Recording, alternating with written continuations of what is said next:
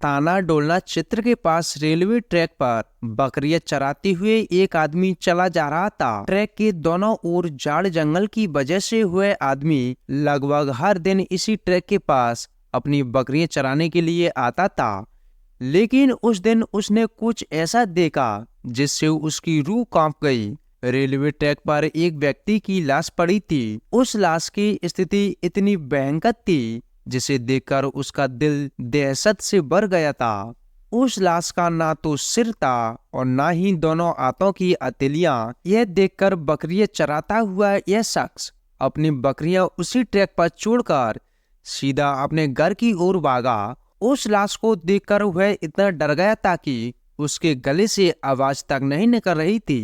थोड़ा समय बीता तो वह उसी ट्रैक पर डोलना थाने के पुलिस कर्मियों की टीम को लेकर पहुंचा और उनसे पुलिस कर्मियों को दूर से उस जगह की ओर इशारा करके दिखाया जहां पर वह लाश पड़ी थी। डोलना थाने की पुलिस लाश के पास पहुंची और उन्हें भी अपनी आंखों पर भरोसा नहीं हुआ। वैसे भी बिना गर्दन और हथेलियां वाली डेड बॉडी हर दिन देखने को नहीं मिलती। मौके पर पहुंची पुलिस की टीम ने आसपास के इलाके की घेराबंदी तुरंत जांच शुरू कर दी। कुछ ही देर में देखते ही देखते उस इलाके में और अधिक पुलिसकर्मी आ पहुंचे और उनके साथ फोरेंसिक की पूरी टीम आ पहुंची। नियमित छानबीन करते हुए पुलिस को लाश के शरीर पर पहने कपड़ों की जेब से एक आधार कार्ड और एक LIC का एक कागज भी मिला। आधार कार्ड पर मृतक शख्स का नाम राकेश था। आधार कार्ड को 20 बनाकर पुलिस ने जल्द ही आधार कार्ड पर दिए गए पते पर संपर्क साधा और मृतक व्यक्ति के पिता बनवारी लाल को लाश की पहचान करने के लिए जल्द से जल्द आने के लिए कहा। कुछ ही घंटों में बनवारी लाल अपने 2 बेटे राजीव और प्रवेश के साथ घटना स्थल पर पहुंचा। तीनों का शरीर पसीने से लथपथ था। बनवारी लाल एक रिटायर्ड पुलिसकर्मी होने के नाते मामले की गंभीरता को बहुत अच्छे से समझ सकते थे, लेकिन बात लाश की पहचान की थी। वह भी तब जब उन्हें अपने बेटे की लाश की पहचान करनी थी तो उनका दिल जोरों से धड़क रहा था। यह घटना स्थल पर मौजूद पुलिस कर्मियों से हाँफते हुए बोले, साहब आपने मुझे याद किया। डोलना थाना प्रभारी ने बनवारी लाल से कहा, जी हाँ, आपको एक लाश की पहचान करने के लिए बुलाया गया है क्योंकि मृतक व्यक्ति की जेब से बरामद आधार कार्ड में राकेश का नाम दिया हुआ है और कुछ LIC के कागजात भी थे। बनवारी लाल आपते स्वर में डरते हुए बोले, जी साहब, आप हमें लाश के पास ले चलिए। यह कहते हुए वह पुलिस टीम के साथ चल दिए। पुलिस की एक टीम बनवारी लाल और उनके दोनों बेटों को वहां ले आई जहां पर मृतक लाश को नीले रंग की प्लास्टिक की शीट में लपेट रखा गया था। बनवारी लाल ने लाश की पहचान लाश के पास पड़े व्यक्ति ने बनवारी लाल और अन्य 2 लोगों को आते हुए देखकर नीले शीट में लगी चेन को नीचे की ओर पैरों तक खींचा और बनवारी लाल को मृतक को देखने देने के लिए कोच साइड में खड़ा हो गया। मृतक व्यक्ति का सिर नहीं होने की वजह से बनवारी लाल उसे एक नजर देखकर डर से कंप गए, लेकिन अगले ही पल उनका डर शोक में तब तब्दील हो गया जब उन्होंने मृतक व्यक्ति की लाश के पहने कपड़ों को देखा। यह वही कपड़े थे जो बनवारी लाल ने कुछ महीने पहले अपने बेटे राकेश को उसके जन्मदिन पर गिफ्ट दिए थे। कपड़े देखकर बनवारी लाल अचानक से फूट फूट कर रोने बिलखने लगे और जोर से चिल्ला चिल्लाकर राकेश का नाम लेकर चीखने लगे। अपने भाई की लाश की ऐसी हालत और पिता को रोता बिलखता देखकर राजीव और प्रवेश की आंखों से आंसू नहीं रुक सके, लेकिन फिर भी पिता का सहारा बनते हुए दोनों ने बनवारी लाल को लाश से दूर किया। कुछ देर में थाना प्रभारी वहां आए और उन्होंने रोते हुए बनवारी लाल को समझाया। उन्होंने बनवारी लाल से कहा, मुझे अफसोस है आपके बेटे की मौत पर। हमारी जांच अभी जारी है। केस को सुलझाने के लिए हमें आपसे राकेश को लेकर कुछ जरूरी सवाल करने हैं। आप थाने में पहुंचिए, हम यहाँ पर अपनी जांच करके थाने लौटकर आपसे बात करेंगे। सिर और हथेलियां कटी लाश को पहचानना किसी के बस की बात नहीं थी, इसलिए थाना प्रभारी ने लाश की पहचान को पुख्ता करने के लिए लाश की DNA जांच करवाना जरूरी समझा। उन्होंने जल्द ही राकेश के माता पिता से संपर्क कर उनका डीएनए सैंपल लिया और उसे आगरा स्थित विधि विज्ञान प्रयोगशाला में भेज दिया। इस घटना को 3 साल हो गए और साल 2021 की अगस्त में एक दिन अचानक से कासगंज के डोलना थाने में आगरा की विधि विज्ञान प्रयोगशाला से डीएनए रिपोर्ट का रिजल्ट आया। रिपोर्ट खोलकर जब थाना प्रभावी ने देखा तो उनकी आंखें खुली की खुली रह गईं। उनके मन में हजारों सवाल तूफान की तरह खड़े हो उठे। 3 साल से ठंडे बस्ते में पड़ा मामला अचानक से अब एक नया मोड़ ले चुका था। दरअसल जिस डीएनए रिपोर्ट का इतने लंबे समय से इंतजार हो रहा था, उस रिपोर्ट में मृतक व्यक्ति का डीएनए बनवारीलाल और इंद्रावती के डीएनए से मैच ही नहीं था। यह देखकर थाना प्रभावी ने 3 साल पुरानी इस केस की फाइलें निकलवाई। मृतक व्यक्ति की पहचान का पता लगाने के लिए उन्होंने अप्रैल 2018 में उस इलाके से गुमशुदा लोगों की लिस्ट निकलवाई। राकेश की उम्र के लोगों में उस इलाके से सिर्फ एक ही आदमी गायब हुआ था। वह था गांव नौगवा, थाना गंगीरी, अलीगढ़ का रहने वाला राजेंद्र उर्फ कलुआ। बिल्कुल समय न गवाते हुए पुलिस तुरंत कलुआ के घर पहुंची और उनसे कलुआ के बारे में पूछताछ की। कलुआ तो नहीं मिला, लेकिन पुलिस को कोई ऐसे तार मिल गए जो कि इस केस से जुड़े हो सकते थे। कलुआ के माता पिता ने बताया कि उसके बेटे की दोस्ती राकेश के साथ थी। 25 अप्रैल को गायब होने के एक दिन पहले राकेश कलुआ को लेकर अपने बीवी बच्चों को ढूंढने का नाम लेकर उसे अपने साथ ले गया था, जिसके बाद कलुआ फिर कभी घर नहीं लौटा। कलुआ के माँ बाप ने उनका डीएनए का सैंपल लेकर पुलिस ने फिर से आगरा स्थित विधि विज्ञान प्रयोगशाला भेज दिया।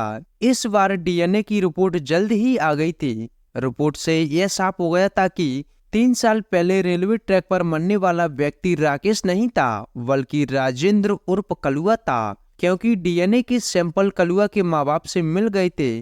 पूरे मामले में कुछ इस तरह से मोड़ आना किसी को भी अपना सिर पकड़ने पर मजबूर कर सकता था। थाना प्रभावी ने 3 साल पहले अपने मन में उठने वाले सवालों को एक बार फिर से महसूस किया।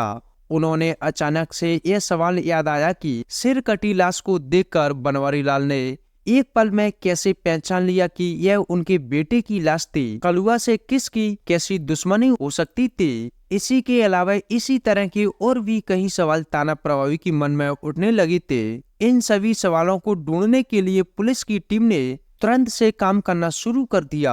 अगस्त के आखिरी दिनों तक पुलिस ने इस मामले की छानबीन के लिए प्रदेश में अपने मुखबिरों को सतर्क कर दिया था। उसी दौरान 31 अगस्त 2021 के दिन पुलिस के एक ऐसे ही मुखबिर ने बताया कि वे जिस व्यक्ति की तलाश कर रहे हैं उसे उत्तर प्रदेश के ग्रेटर नोएडा से 10 किलोमीटर दूर बिसरक गांव में देखा गया। यह व्यक्ति खुद को राकेश ही नहीं, डोलना पुलिस बिना किसी देरी के मुखबिर की दी हुई सूचना पर बिसरक गांव जाने के लिए निकल पड़ी। उसी बीच डोलना थाना प्रभावी ने बिसरक थाने की पुलिस को इसकी सूचना दे दी गई थी। करीब 2 घंटे बाद मुखबिर के बताए हुए पते पर छापामार पुलिस की टीम ने दिलीप शर्मा नाम एक शख्स को पकड़ लिया, जिसका उलिया काफी हद तक राकेश की तरह था। दिलीप नाम का यह शख्स इलाके में प्रेमिका रूबी के घर में मौजूद था और वे दोनों कमरे में बंद होकर एक दूसरे के साथ प्रेम प्रसंग में लीन थे। मामले की गंभीरता को देखते हुए डोलना थाना प्रभावी बिसरक थाने में दिलीप को पूछताछ के लिए ले आए। पूछताछ के दौरान पहले तो दिलीप ने खुद की पहचान दिलीप के नाम से बताई, लेकिन जब पुलिस की टीम ने उसकी फोन लोकेशन, व्हाट्सएप चैट इत्यादि की रिकॉर्ड के आधार पर पूछताछ करनी शुरू की तो वह चारों खाने चित हो गया और अपना असली नाम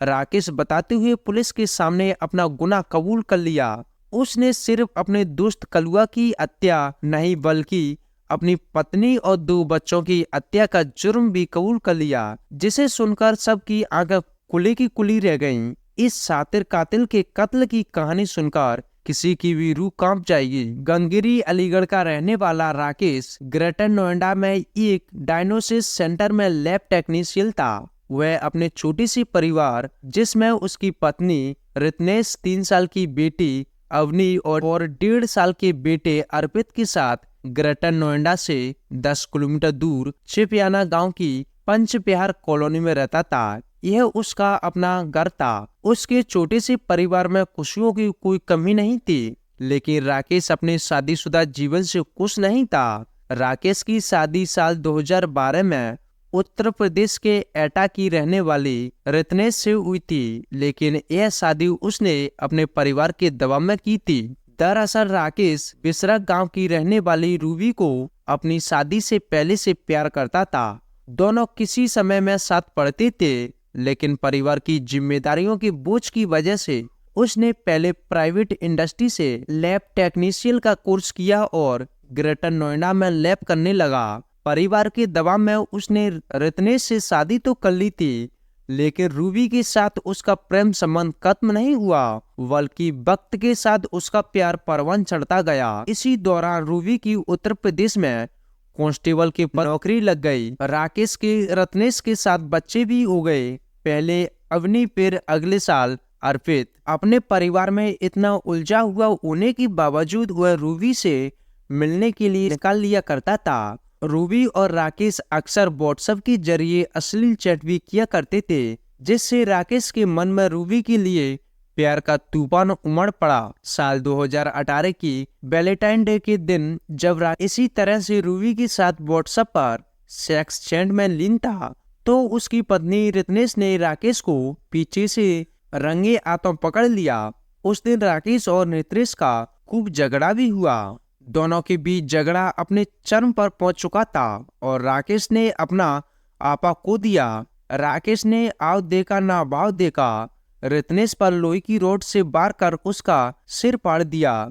रत्नेश की वही मौके पर मौत हो गई, लेकिन रत्नेश की मौत के बाद मामला यहीं ठंडा नहीं हुआ। उसने इस मौके का फायदा उठाया और अपने बच्चों से भी अपना पिंड छुड़ाने के बारे में विचार किया। उसने जिस लोहे की रॉड से रत्नेश की हत्या की थी, उसी से अपने दोनों बच्चों को भी मौत के घाट उतार दिया। उसने रातों रात उन तीनों की लाशों को अपने ही घर के आंगन में गहरा गड्ढा खोद दिया और उन तीनों को उसी में दफना दिया। अगले दिन उसने मजदूरों को बुलाकर अपने घर के आंगन में सीमेंट की पुताई का फर्श बनवा दिया। यही नहीं, उसने उसी दिन अपने स्थानीय इलाके के पुलिस थाने में जाकर अपने बीवी बच्चे की गुमशुदगी की सूचना भी दर्ज करवा दी।